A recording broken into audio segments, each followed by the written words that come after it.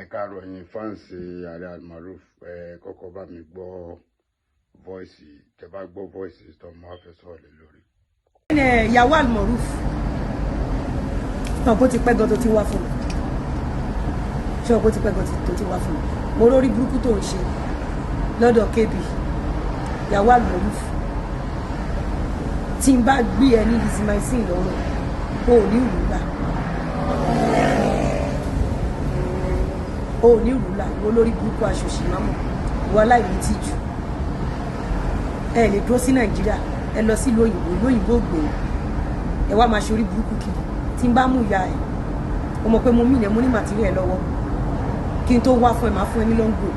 tí n bá wá fún ẹ mo ti ní màtíríà ẹ tí n bá kọlù ìyá ẹ ò ní survive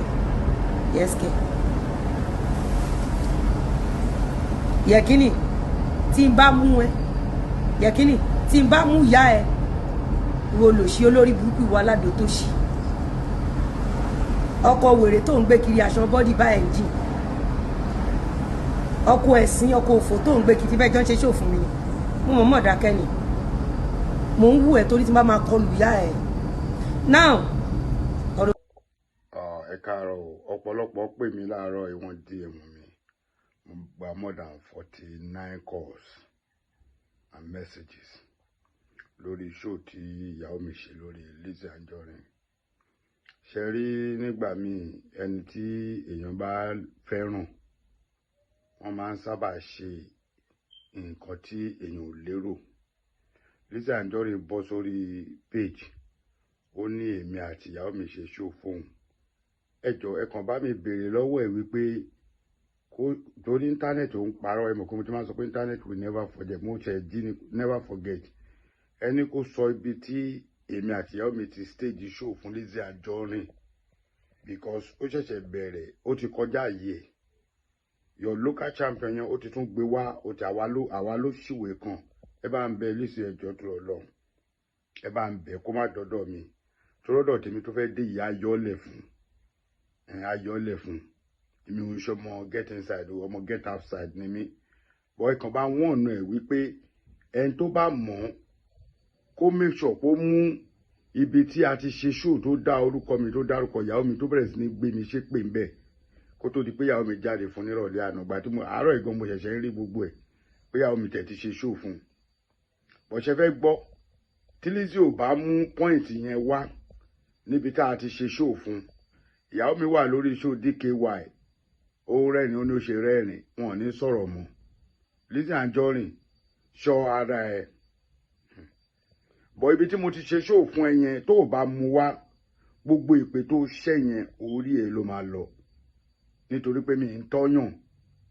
kódà any artist ní Nàìjíríà mi ń tọ́yín this is the reason why tí n bá rí wọn mi ń lẹ̀ mú wọn tí ò bá sẹ́ni tó sún mi tán ìwọ gangan fúnra rẹ̀ òun ṣe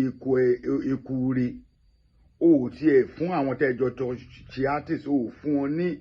ààyè wípé kan recognize me as a best artist ó wá bẹ̀rẹ̀ sí ní ṣe kábàkàbà ó wá ń pìkì àwọn tó ń kọ́mẹ̀ntì káàkiri tó bá ti wá rẹ̀ ní tó mọ̀ pé lórúkọ ó wá lọ ń bá wọn jà Lizzy Anjorin ṣọ́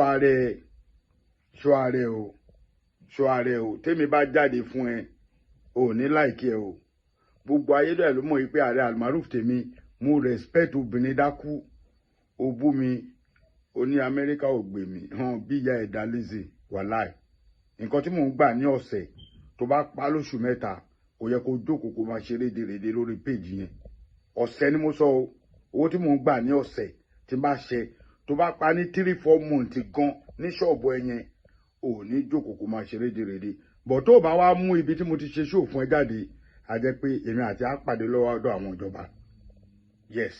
ṣé mo kó ti máa ń ṣe mo lówó tí mo lè fi bẹ́ẹ̀ fa kéèsì gidi bọ̀ mo kàn fẹ́ káwọn fáǹsì mímọ̀ pé gbogbo ẹni tẹ́ ẹ pè mí ọ̀nà tí mo lè fi dá yín lóhùn rí mi lè dá ogbó yín lóhùn tẹ́ ẹ pè mí pé ìyàwó mi jáde ó sọ̀rọ̀ brutally gan lánàá ẹ má bínú torí Ọlọ́run gbogbo ẹ̀yin fáǹsì Ààrẹ Almaroof nǹkan tí Lizzy ṣe òun lè rí yẹn àmọ́ Lizzy rí o mi ì ṣe show fún rí o mi ì dárúkọ ẹ̀ rí o ó ní ìyàwó mi ó ń ṣe show fún un ó lóun ti wo àwa méjèèjì àti máa ṣe show fún un bọ́dọ̀ ṣe jẹ́ nìyẹn o ẹ jọ̀ọ́ torí Ọlọ́run all my fans ìjọba ní ìyàwó mi wà àwọn ẹ wà disappointed lórí ẹ má bínú ṣé àwọn obìnrin ò lè ṣe kó má ṣe bí obìnrin